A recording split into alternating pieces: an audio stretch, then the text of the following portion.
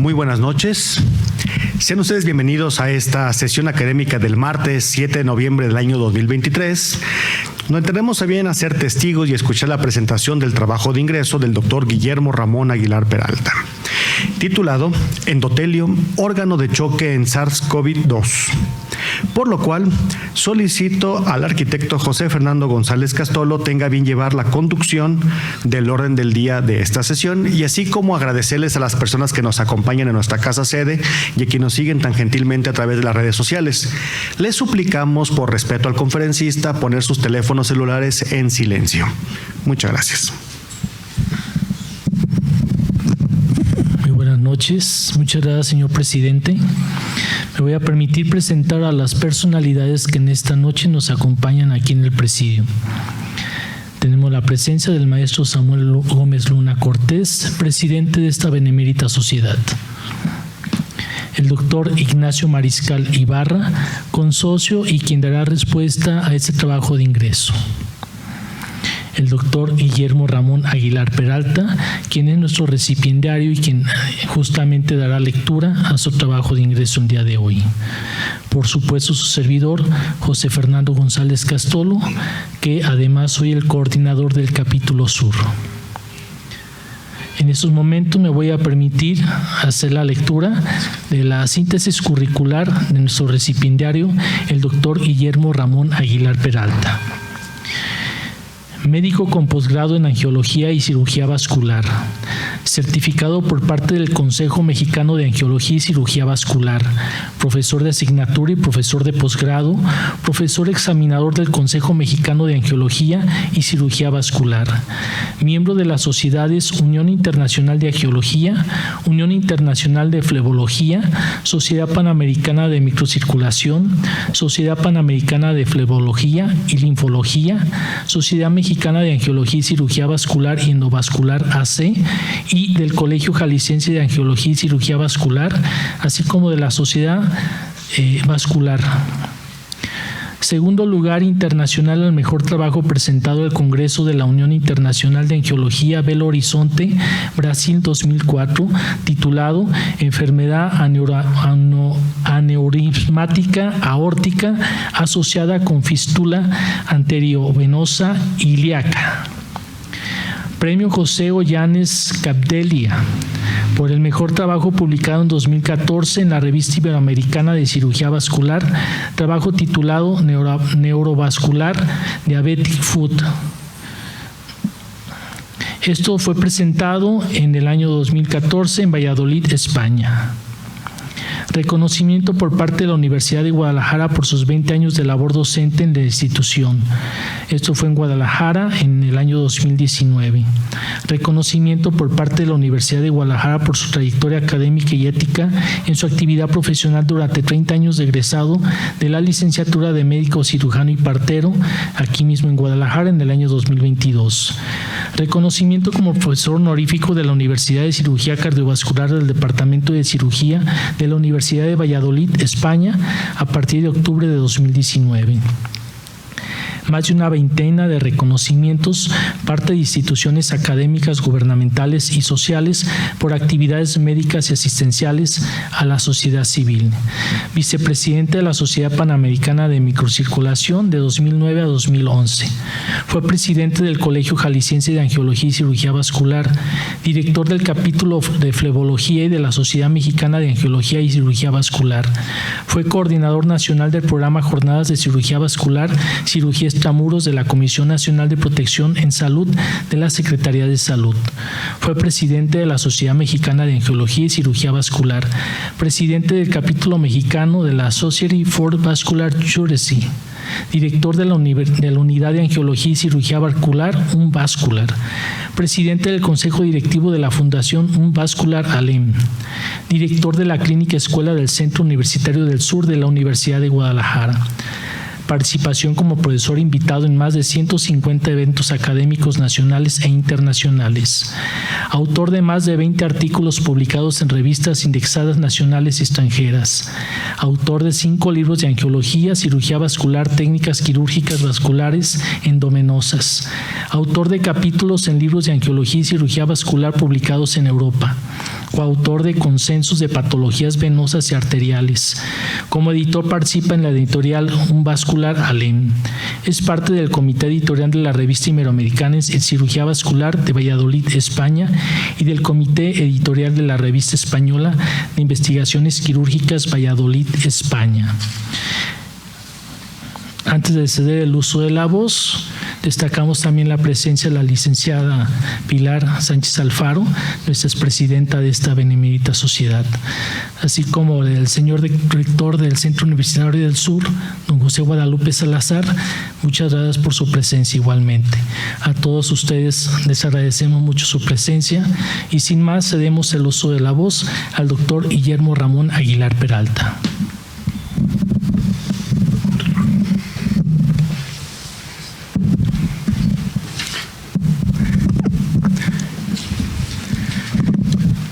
Muy buenas noches, muchas gracias por la oportunidad de permitirme la presentación de mi trabajo de ingreso, respetable presidium, invitados especiales, familia y amigos.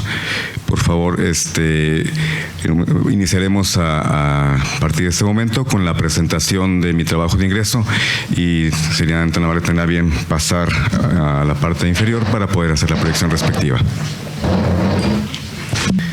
Respetable presidium, amigos, señor rector, señora diputada, familia, gracias, miembros y consocios de la Benemérita Sociedad y del Capítulo Sur. Es para mí un honor compartir con ustedes algo de que tenemos más de 25 años trabajando en un proceso que ha sido... Inicialmente era algo visto como algo diferente y algo extraño porque históricamente era de las cosas que poco se conoce y poco se referenciaba sobre él. En nuestra época, el doctor Félix no me dejará mentir, aquí presente, que lo que conocíamos como la cubierta interna de las estructuras vasculares lo conocíamos básicamente como un elemento genérico como íntima.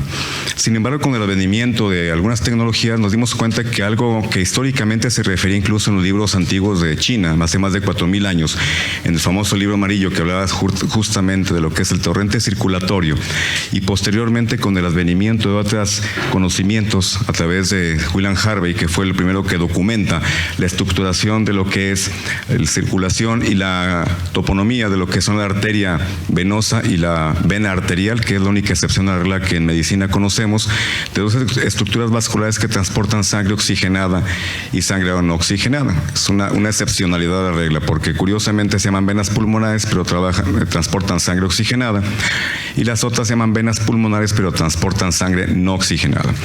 En ese sentido, William Harvey da pie y da inicio a este proceso en la determinación de la estructura de los circuitos pulmonares y la asociación de ellos mismos, justamente en ese tratado, en el Existatio Anatómica de Muto Cordis et Sanguis in Amibulus. En ese sentido, siguiendo con el proceso de investigación e historia de lo que conocemos como endotelio, no fue sino hasta un tiempo posterior que en 1661 Marcelo Malpighi toma como referencia algunas estructuras de los renacuajos y observa que tiene en los pulmones una estructura vascular, una estructura de ciertas células, y eso da pie y fortalece la doctrina que conocemos justamente de la harveriana. Y fue Leeuwenhoek quien empezó a tomar un mayor impulso en la estructuración de lo que son las observación estricta de lo que es las células endoteliales de tipo monocapa.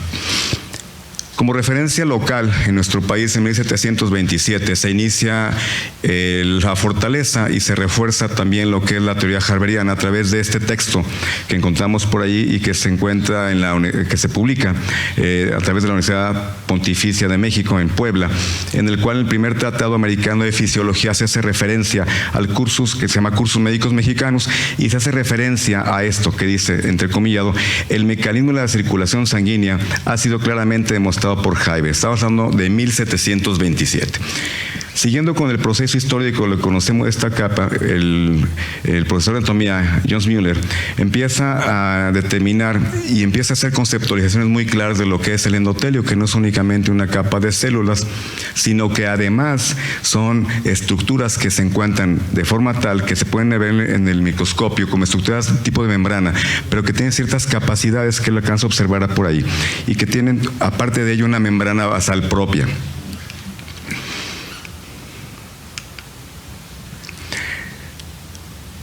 Schwann, en 1810, en el periodo de su vida de investigación, encuentra y refuerza justamente la estructura de estas células en la cola de los renacuajos.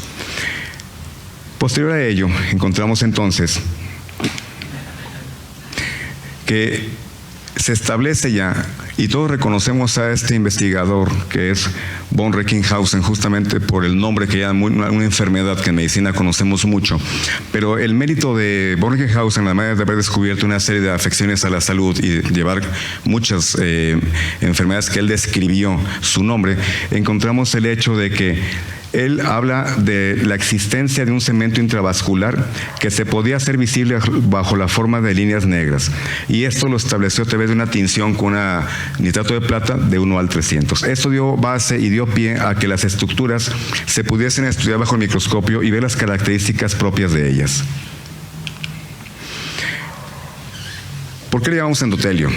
La remembranza histórica habla justamente de un concepto etimológico que no podría caber en la lógica de la etimología, y surge a partir de que alguien que lo descubre, que es Rush, averiguó que en el pezón de la glándula mamaria estaba revestido por una membrana en la cual le puso el nombre de tetis por el vocablo griego y el prefijo epi justamente porque se contaba sobre D.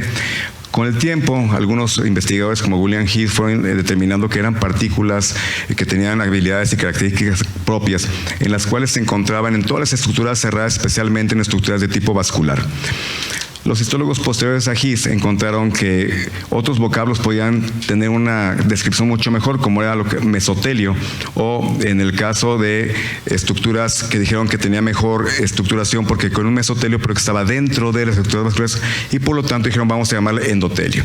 Quizá el concepto más certero es este que se llama angiotelio, que es el que describe específicamente la estructuración de la membrana capilar o de membranas basales de estas células, pero en lo que son los vasos sanguíneos. Este término cayó en desuso y volvimos a utilizar a través de la historia el nombre de endotelio.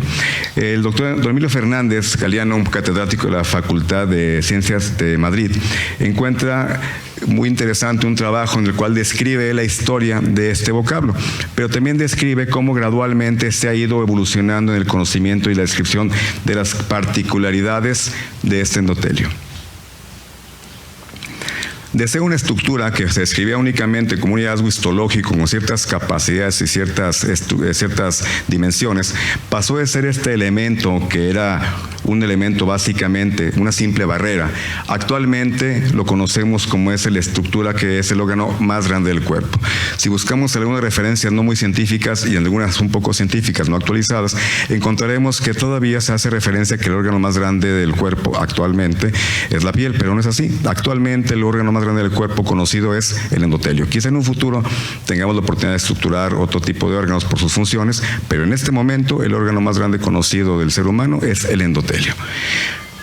Todos esos personajes, desde Alexis Carrel hasta el descubrimiento de lo que son el glomus carotídeo, las estructuras sinusoidales que tenían un factor de secreción que controlaba los cambios vasoespásticos a nivel de todo nuestro cuerpo, así como los factores que se liberaban estructural de las estructuras internas de esas células dentro de los vasos sanguíneos, que se conocía como factor liberador de lo que es vasos sanguíneos, pasando históricamente por otras características descriptivas, como lo han sido el óxido nítrico, que eso se demuestra específicamente a partir de que se establece por la investigación que este óxido nítrico es responsable de la vasodilatación de las estructuras arteriales y venosas, predominantemente arteriales. Y en el caso específico, este equipo de Bain demostró que un extracto de veneno, por una consideración de un colaborador lleva un veneno de la serpiente Bropus de Jaranca traída por un becario, Sergio Ferreira, de Brasil,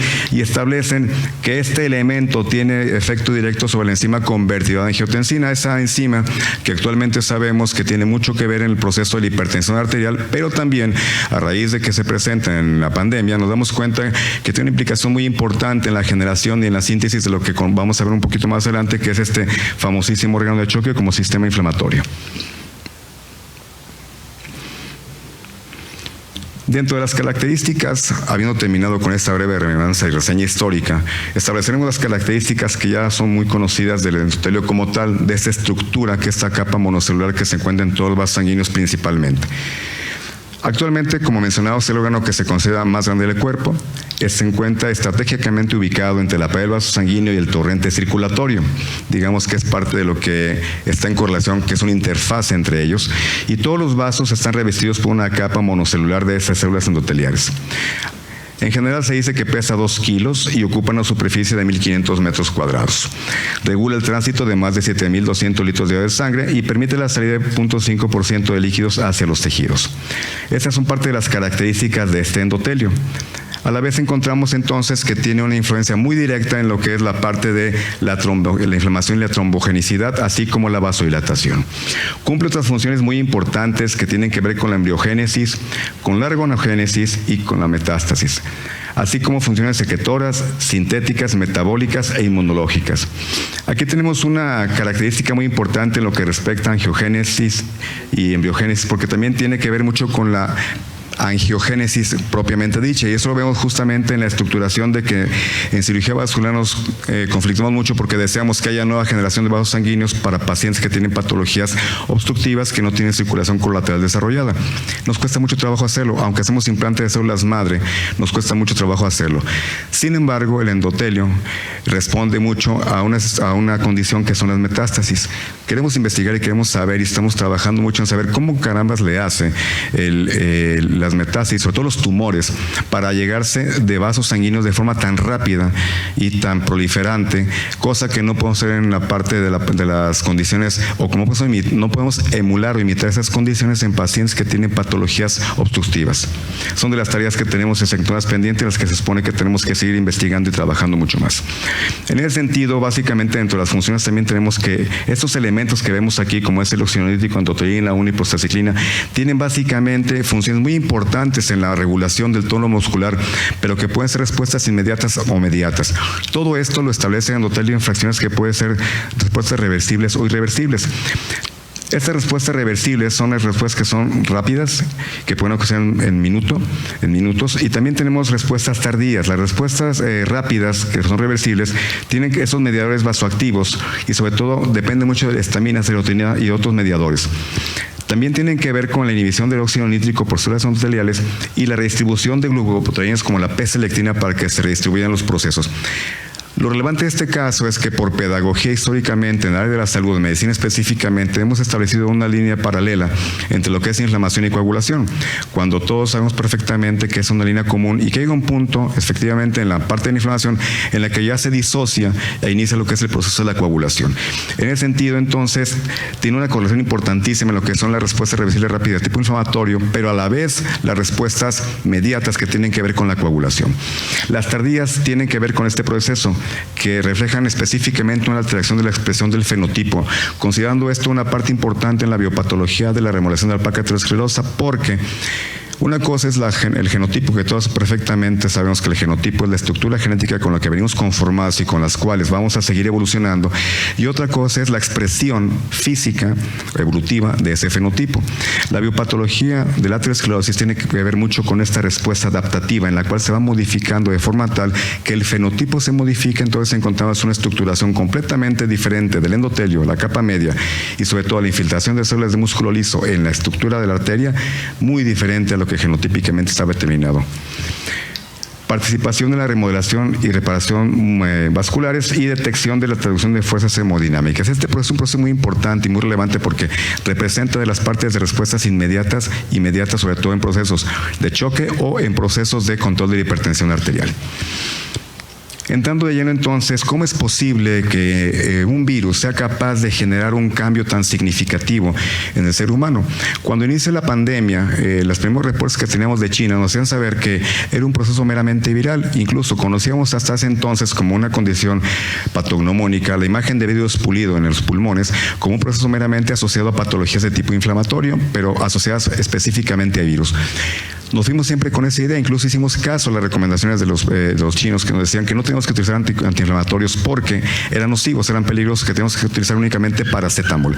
Sin embargo, nos dimos cuenta entonces con el tiempo que no era otra cosa que era un síndrome inflamatorio sistémico de tipo respiratorio, más que un tipo infeccioso. Efectivamente, el virus era la vía de entrada, el que afectaba directamente el endotelio, pero lo que estaba generando en forma inicial era esto que estamos viendo aquí, un síndrome inflamatorio.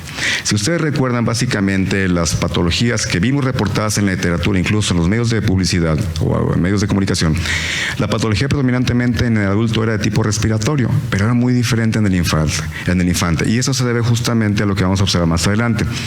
La principal afección era la tormenta o la afección de las citocinas, que tiene que ver con una producción de factores proinflamatorios, como estamos viendo ahí, que van desde lo que es las interleucinas, factor tumoral y todos los elementos de señalización de las citoquinas o citoquinasas que nos inciden en lo que es el proceso inflamatorio multisistémico, que es actualmente lo que entendemos y conocemos del COVID o SARS-CoV-2, que es generado a través de la infección por el virus. Recordarán entonces que al principio de la pandemia las principales sintomatologías eran asociadas a tipo respiratorio en los adultos, pero en los infantes era de tipo intestinal, y eso se debe porque se comparte una glucoproteína esencialmente común en esos dos sentidos, que es la glucoproteína básicamente, que es común en el infante y que es común en el adulto. Y en algunos órganos, como estamos viendo aquí, que es como las arterias y el corazón. Muchas de las afecciones que estamos viendo y complicaciones tardías que están reportando y que están documentadas tienen que ver con los efectos deleterios o tardíos que genera lo que es el endotelio en todas estas estructuras vasculares. Una dinámica más o menos rápida de cómo es el proceso por el cual el SARS-CoV-2 llega y condiciona una afección de la que estamos mencionando es viendo cómo empieza o encuentra la infección viral directamente en lo que es la estructura pulmonar. A partir de este tiempo empieza a utilizar un receptor que es específico y que hicimos mención al principio, que era el receptor específico para la angiotensina 2, y ese receptor específico está expresado en todas las estructuras que hemos mencionado, tanto las estructuras vasculares como algunos órganos como son pulmones, intestino y todos los riñón e hígado. Cuando se presenta este tipo de alteraciones en las células endoteliales, afecta usa el mecanismo de implementación aquí y llega entonces a reclutar células inmunes, porque empieza el proceso inflamatorio multisistémico y empieza a reclutar células tipo inmune, llegando a expresar elementos virales dentro de las células endoteliales que ya han sido invadidas, y sigue perpetuando el ciclo inflamatorio de las células endoteliales con la liberación de estos elementos que hemos mencionado, que son las citoquinas. Y hago mucha referencia y énfasis en las citoquinas porque específicamente actualmente sabemos que todo esto se debe, a inicial de forma indirecta y directa, a una tormenta de citoquinas. Así se le conoce actualmente a todo este concepto. Estos resultados, pues lógicamente dan como consecuencia que haya una implicación viral que puede ser de forma directa o indirecta, como lo estamos comentando. Para fines prácticos, lo que está generando por esta introducción abrupta de lo que es el SARS-CoV-2 con interacción de los receptores de lo que es la alteración de los receptores de angiotensina 2 es un daño viral directo al tejido y una respuesta inflamatoria indirecta. Consideremos entonces por qué era tan grave y por qué el paciente no respondía a los protocolos comunes de procesos respiratorios agudos o graves. Al paciente, cuando caía en una etapa en la cual estaba con dificultad respiratoria, iniciamos con la ventilación mecánica y sin embargo el paciente fallecía. ¿A qué se debía esto? Se debía porque seguimos manejando al paciente como si fuera un proceso infeccioso tipo viral y sin embargo un proceso inflamatorio. Existía una inflamación del endotelio, lo cual impedía que a nivel pulmonar se diera el intercambio gaseoso, y por mucha presión positiva que el paciente tuviera, nunca iba a haber intercambio gaseoso porque esa membrana endotelial en los pulmones estaba inflamada. ¿Y por qué los pulmones? Porque la mitad de nuestro peso corporal, bueno, o la mitad, el 50% de lo que corresponde a la estructura del pulmón, pues es endotelio. Entonces, por eso la expresividad en el adulto era básicamente a nivel respiratorio. En el infante, como se asume que hay un endotelio mucho más sano y menos hiperreactivo, entonces la expresión de la enfermedad estaba a nivel intestinal. Por eso los niños tenían diarrea. Estos son los procesos por los cuales vemos cómo el virus prácticamente de forma rápida llegan a través de las células de convertido a angiotensina 2, de ahí pasan a la afección pulmonar, donde se tiene que convertir en angiotensinógeno, pero aquí ya también hay un doble mecanismo, el mecanismo directo viral y el mecanismo de proceso inflamatorio generado por la invasión del virus a través del proceso que se da por la apoptosis, donde puede haber aumento de la trombogenicidad, pero también empieza a haber aquí una expresión génica de inflamación inmediata. ¿Qué es esto? Todos estos porcentajes que vemos aquí ya han cambiado. Estamos hablando que esta bibliografía es 2021, pero estamos en 2023. Se sigue escribiendo y sobreescribiendo de lo que es SARS-CoV-2, porque es una enfermedad que apenas estamos empezando a conocer todos de ella.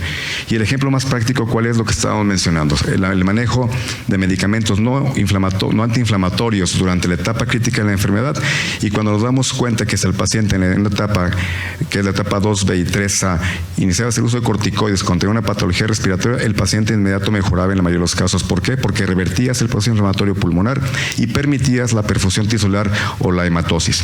De manera tal entonces que en este proceso, en la respuesta inflamatoria directa, la parte implicada es básicamente cómo llega todo el proceso inflamatorio e inmune, mediado justamente por las citoquinas, y que permite que haya lo que actualmente ya definimos como es síndrome multiinflamatorio sistémico. Por eso de broma a veces comentamos con los pacientes o con los alumnos qué es lo único que no les dolía o qué es lo único que no te dolía cuando tenías COVID. Lo único que no te dolía eran los pelos y las uñas. ¿Por qué? Porque ahí no hay endotelio. Pero todo lo demás, obviamente, había dolor. ¿Por qué? Porque donde hay endotelio, en todas las estructuras vasculares que hay endotelio, evidentemente va a haber un proceso inflamatorio multisistémico. ¿Qué se asocia? Lo que mencionamos, que el proceso inflamatorio siempre va de la mano con el proceso trombótico. Cuando empieza a haber un cambio de endotelio, que es superficie tromboresistente, que evita la agregación plaquetaria y la agregación de células sanguíneas, cuando se expule, cuando se inflama, se pierde esa capacidad, por lo tanto empieza un proceso de púrpura. Y esta púrpura es otra cosa que una trombosis sistémica que se puede generar en todos los órganos. Por eso hemos encontrado, y nos fuimos dando cuenta nosotros en nuestra práctica cotidiana durante la pandemia y pospandemia, que observamos eventos trombóticos a todos niveles. Donde haya endotelio, donde hay una afección endotelial, va a haber endotelio. Por eso hemos visto una serie importante de casos reportados en relación a este caso, en relación a esta situación. Estos son todas las citoquinas que se encuentran implicadas. Está medida e inducida por el interferón, pero lo más importante que es desencadena una tormenta de citoquinas que asociada con la disfunción endotelial nos da esa complicación tan grave que no es el paciente que está siendo partícipe de una afección por SARS-CoV-2. Obviamente, este proceso es muy desfavorable cuando tiene ciertos mediadores. Todo esto lo hemos observado. Estados de hipercoagulabilidad de pacientes que aumenta su expresión génica en las plaquetas, incluso en los eritrocitos, activación de la vía MQPA, además afecta a las propias plaquetas como tal y a los eritrocitos en sí mismo. Si suman los dos efectos como son la disfunción endotelial de esa capa que evita la trombosis y aparte asocias una disfunción de lo que son las plaquetas, nos encontramos un escenario catastrófico de trombosis en todas las estructuras. La parte interesante de esto es que, bueno, muchos de los virus tienen ese tipo de estructuras génicas para generar su sobrevida o su supervivencia, y que incluyen incluso invasión directa de algunas estructuras. Esto aplica también para el virus COVID, y es muy interesante porque hemos encontrado también que él tiene un elemento que es algo que es interesante, digo, porque es un elemento que no podría explicarse su virulencia de no ser por esta proteína que estamos observando aquí. Esta proteína se utiliza obviamente como mediador, lo que es el receptor de angiotensina 2, pero la condición más significativa es el hecho de que cómo utiliza esta proteína justamente para activar todo el proceso a nivel de la membrana celular. Por eso esta es una estructura viral muy significativa de observar y de reconocer que su virulencia depende de esas características de poder llegar hacia un receptor específico que es del endotelio y adherirse a través justamente de esta proteína que es la proteína S, que es la proteína famosa como Spike, que también es común en algunas estructuras vasculares o en estructuras génicas como es el virus del VIH, que es también lo que da esa virulencia al virus VIH. Todo esto que estamos observando aquí básicamente es todas las estructuraciones de una dinámica de lo que es el SARS-CoV-2, la estructura del virus como tal, cómo se va generando todas las estructuras proteínicas como la que vamos a observar aquí enseguida, y cómo esa proteína es capaz de llegar a la activación, la interacción entre lo que es la estructura de las células expresivas del endotelio, de lo que es la endotelina 2, para poder hacer que esta estructura llegue e interactúe directamente con todo lo que es la membrana. Todo esto que estamos viendo es que los órganos diana básicamente dependen, y el órgano diana de este virus es el receptor de angiotensina 2, que se encuentra localizado en las células endoteliales. Es de ahí por qué es tan grave la afección y tan exagerada la respuesta inflamatoria que se genera en el paciente con SARS-CoV-2. Actualmente, comentamos un momentito que muchos de los tratamientos que hemos utilizado, todos sabemos en medicina que los reguladores de membrana, inmunomoduladores, estabilizadores de membrana, como así le llamamos elegantemente, cuando no tenemos nada más que ofrecerle al paciente en estado crítico, todo el paciente en estado crítico que tiene choque hipovolémico, coagulación intravascular diseminada, choque séptico, siempre como última línea utilizamos los corticoides. ¿Por qué? Porque son elementos que son estabilizadores de membrana y que permiten que el paciente pueda ser recuperable. En ese sentido, comentábamos hace un momento, les comentaba que inicialmente la terapéutica antiinflamatorios no esteroideos no estaban permitidos más que el paracetamol. A partir de que se empieza a utilizar ibuprofeno o que empiezan algunos médicos a utilizar como medida de rescate los corticoides, empezamos a observar que el paciente se recupera muy bien. Entonces entendimos y fuimos viendo que el proceso era un proceso meramente inflamatorio o predominantemente inflamatorio y no de tipo infecciosamente puro viral. Todos esos estudios que estamos observando aquí son estudios que hablan de procesos respiratorios graves en los cuales se han utilizado corticoides y que el paciente tiene una reversibilidad no tan solo de la patología respiratoria como tal, sino también del proceso inflamatorio multisistémico que el paciente estaba generando. Se generan nuevos interferones, interleuquinas, y hay estudios que hablan básicamente de pacientes que han mejorado su estado crítico basados justamente en ensayos con lo que es el tolizumab y obviamente asociado con corticoides. Dentro de la práctica cotidiana que hemos tenido nosotros, les quiero compartir una serie de casos que estamos por publicar, y esos de casos son pacientes, como ustedes pueden observar, pacientes que estaban en estado crítico, que incluso tenían su tanque de oxígeno portátil y que empezamos a ver ya cambios isquémicos en el muslo y cambios distales. Pacientes que llegaban incluso posterior a COVID, a haber tenido COVID, que tenían todos estos cambios isquémicos distales, como estos que están viendo por aquí. Pacientes que tenían 2 semanas de haber padecido o haber tenido o medio de haberse recuperado de SARS-CoV-2 y tenían cambios distales de esta índole. Incluso casos tan graves que no podemos ofrecerle mucho al paciente, porque desafortunadamente el paciente había cursado con oclusión de estructuras vasculares de tipo troncular, y ahí es muy difícil que pudiéramos ofrecerle algo, sobre todo porque pacientes que tenían afecciones a nivel más proximal. Aquí son afecciones distales que por fortuna, pues bueno, la circulación colateral permitía que hubiera restablecimiento del mismo. Pero casos como este que estamos viendo aquí, en el cual observamos que desafortunadamente eran pacientes que habían tenido, este paciente había tenido infección por COVID 3 semanas previas, y iban a para la 4ª semana, y observen ustedes la necrosis extensa que tenía. Este paciente tuvo una oclusión, tuvo una trombosis a nivel fémoro-popliteo, que la trombosis nunca se consideró en su primera instancia. ¿Por qué?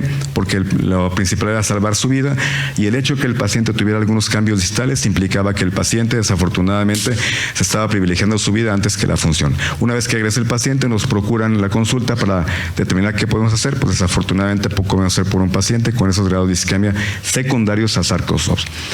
Desde el punto de vista de ultrasonido Doppler, pues podemos observar cambios como estos que ven aquí. Esta imagen la incluyo porque aquí pueden observar ustedes este punto y esta es la arteria. Pero todo esto que no observamos aquí en esta parte inferior es un proceso inflamatorio de lo que es el endotelio. El endotelio está inflamado. Es un paciente que estaba cursando con su primera semana post-COVID. Casos como estos son recurrentes que hemos estado observando, trombosis de pacientes de troncos totales arteriales y sobre todo pacientes que han llegado incluso ya con necrosis isquémica distal, pero en etapa de momificación. ¿Qué podemos concluir de este análisis, de esta revisión, de este proyecto que estamos trabajando? Pues es que Las pruebas que están surgiendo nos dicen que la disfunción endotelial es un factor predominantemente implicado en esta condición asociada a la infección por COVID. Los estudios que tenemos actualmente sobre disfunción endotelial nos pueden hacer que tengamos implicaciones clínicas resolutivas para que podamos evitar afecciones a nivel orgánica multisistémica. Actualmente tenemos reportadas más de 53 bien documentadas secuelas post-COVID, pero obviamente van muchas más, y van muchas más porque estamos hablando de que está afectando el endotelio, y donde existe endotelio evidentemente va a haber algún daño, dependiendo de la característica muy particular de cada grupo poblacional. La combinación de esos factores, como es la disfunción endotelial y el estado inflamatorio, evidentemente contribuye al estado preocupativo, pero también a un agravamiento del paciente o una condición dada. Por lo tanto, si podemos influir en cualquiera de estos procesos, pero específicamente en esto, que es lo que estamos viendo que es el punto de partida, que es la disfunción endotelial, vamos a cambiar el proceso y la evolución del cuadro clínico del paciente. Se están dando terapias que son muy prometedoras y que afectan obviamente la disfunción endotelial. Finalmente, esta condición de un estado proinflamatorio y procoagulante en pacientes con COVID o SARS-CoV-2 y su complicación asociada, como son las trombosis, no se puede recopilar un par de casos, una serie de casos que estamos atendiendo en nuestra unidad, y evidentemente queremos hacer la publicación. ¿Por qué? Porque estamos incluyendo pacientes que estaban en etapa temprana, que incluso apenas la prueba antigénica estaba positiva, porque el paciente no refiere mucha sintomatología, pacientes trans-COVID y pacientes post-COVID. La mutación de las cepas del principio a la fecha ha modificado también la evolución de la disfunción endotelial. Desafortunadamente, los datos que tenemos actualmente, tenemos un retraso de prácticamente 2 o 24 meses de información, porque los datos que estamos recopilando o compilando actualmente son datos que tenemos de las experiencias obtenidas, pero de las cepas pasadas. De las cepas actuales, lo único que sabemos es que tenemos que incidir directamente en el punto de la disfunción endotelial. Muchas gracias.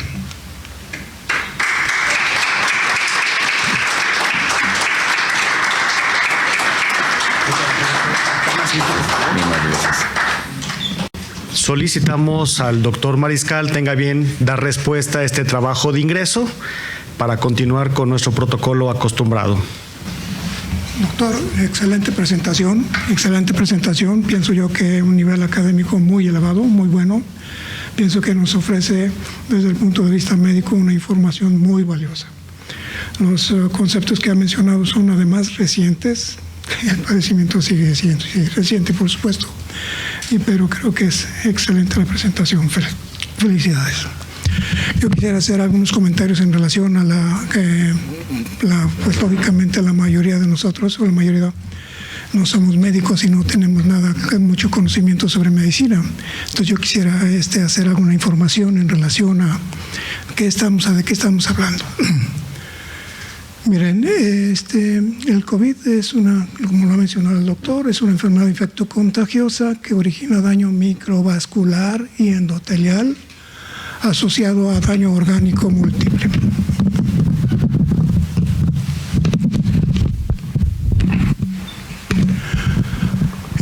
Afecta primariamente a pulmón y a otros órganos por mecanismos diversos, incluyendo endotelitis y trombosis, al causar hiperpermeabilidad capilar, infiltración de células inflamatorias a tejidos perivasculares e intersticiales, así como edema y retención de líquidos en los alvéolos. Esto es simplemente repetición de lo que el doctor nos acaba de mencionar, pero les traje estas imágenes para que nos veamos más o menos de qué es lo que estamos hablando. Miren, es un vaso sanguíneo, es una vena, y esto es una arteria. Entonces vean ustedes la diferencia entre vena y arteria. En la arteria la capa muscular es muy gruesa o abundante, capaz de contraerse. En relación a los vasos sanguíneos, en la túnica interna de la capa interna está formada por un endotelio, un subendotelio y una lámina elástica. La parte media contiene músculo liso y una capa elástica, y finalmente tenemos la túnica externa y los adventicios. Esto es para una idea que nos tengamos de cómo son las arterias y las que son cosas las venas, ¿no? Siguiente diapositiva, por favor. Miren, esto es lo que es capaz, lo que les acaba de mencionar el doctor, que el padecimiento es capaz de originarnos múltiples enfermedades o diferentes enfermedades en cualquier parte de nuestro organismo. La siguiente, por favor. En esa, miren, aquí hay una parte interesante que es el glicocálix endotelial, daño y degradación. La endotelopatía del COVID-19, hay una hiperinflamación y los inflamosomas conducen a daño y esto hasta la muerte del endotelio. El SARS-CoV-2, el virus, y el suero de los pacientes con la enfermedad COVID-19 que desencadenan hiperpermeabilidad, disfunción endotelial, lo que causa lo que nos acaba de mencionar, daño pulmonar, hepático, renal, miocárdico o un infarto de este. Siguiente, por favor. Miren, una parte interesante es el glicocálix. El glicocálix es un proteoglicano glicoproteico, protector de las células endoteliales. Y lógicamente, si estamos viendo que COVID es una infección, una enfermedad fundamentalmente de células endoteliales, pues es interesante conocer esto, que el microcálix es una microestructura sobre células endoteliales, esencial para mantener la homeostasis y a través de regular el tono vascular, la permeabilidad, trombosis y adhesión de los leucocitos al endotelio. La ruptura de este glicocálix causa la hiperinflamación endotelial y facilita la entrada de virus. Un poquito más arriba, por favor. Estos son unas fotografías de algunos estudios que tuvimos oportunidad de hacer de microscopía electrónica, un vaso sanguíneo relativamente íntegro. Aquí tenemos las células endoteliales y los eritrocitos, fíjense que están presentes, pero no están dañados, no están modificados, no tienen problemas. En cambio, en esta otra diapositiva estamos viendo que el endotelio vascular está separado, despellejado, y esto está condicionando modificaciones en nuestros eritrocitos. Ya no son las formas redondeadas, sino que son espiculadas, que nos están hablando que esos eritrocitos han sufrido daño interesante. Siguiente diapositiva. Y esto es un acercamiento de unas zonas de desprendimiento de endotelio vascular y el daño tan significativo que esto condiciona. Creo que esa es la última diapositiva. En sumario, lo que nos han mencionado, que el SARS-CoV-2 afecta primariamente al pulmón, luego a otros tejidos para causar a través de causar disfunción endotelial y daño orgánico múltiple, como de la ruptura de la barrera endotelio-glicocálix, por lo que el COVID-19 se le considera como una enfermedad endotelial microvascular. La presentación del doctor ha sido excelente y pienso yo que nos ha dado la oportunidad para tomar en consideración, ya podemos apagarlo, debemos en considerar la situación de qué es realmente el capilar. Cuando nos ponemos a ver cómo funciona el capilar, ¿qué pasa? Los capilares son iguales a nivel de músculo liso, de músculo estriado, de hígado, de riñón. Creo que estos vasos sanguíneos tienen características secundarias y probablemente propias. Un endotelio de un hígado va a permitir la entrada, la asimilación de elementos que están en el vaso sanguíneo y van a permitir la salida de otros mismos. Y lo mismo ocurrirá cuando estemos hablando del vaso sanguíneo del riñón o de cualquiera de los otros órganos.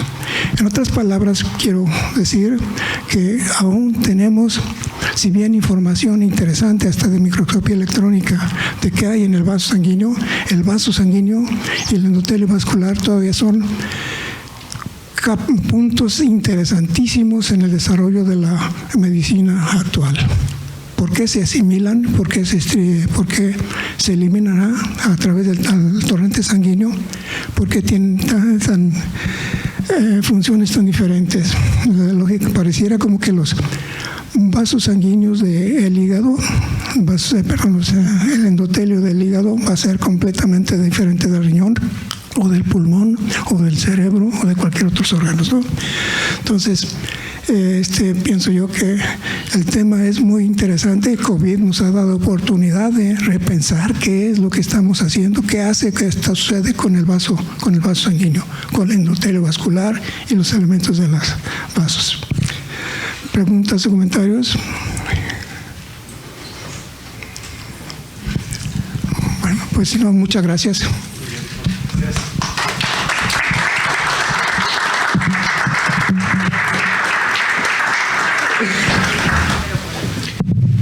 Después de haber escuchado este trabajo de ingreso del doctor Guillermo Ramón Aguilar Peralta y de haber escuchado los comentarios del doctor Ignacio Mariscal Ibarra, quisiéramos agradecer la presencia de la diputada Claudia Murguía Torres, así como del doctor José Guadalupe Salazar Estrada, rector del Centro Universitario del Sur, y del mismo modo la licenciada María del Pilar Sánchez Alfaro, expresidenta, y a todos los compañeros que nos hacen el favor de honrarnos con su presencia en esta sesión.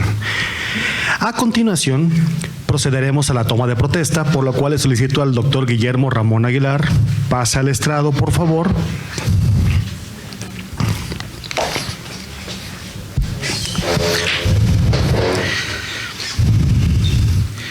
Doctor Guillermo Ramón Aguilar Peralta, a nombre de la Sociedad Mexicana de Geografía y Estadística, que este año conmemora 190 años de trabajo en México y 159 años de trabajo en Jalisco, ¿jura usted cumplir y hacer cumplir los estatutos, reglamentos y la función primaria de esta sociedad, que es coadyuvar con su conocimiento a que nuestra sociedad sea una sociedad más justa, más libre y más informada? Sí, correcto. De ser así, lo felicitamos, y si no, se lo exigiremos. Enhorabuena, bienvenido.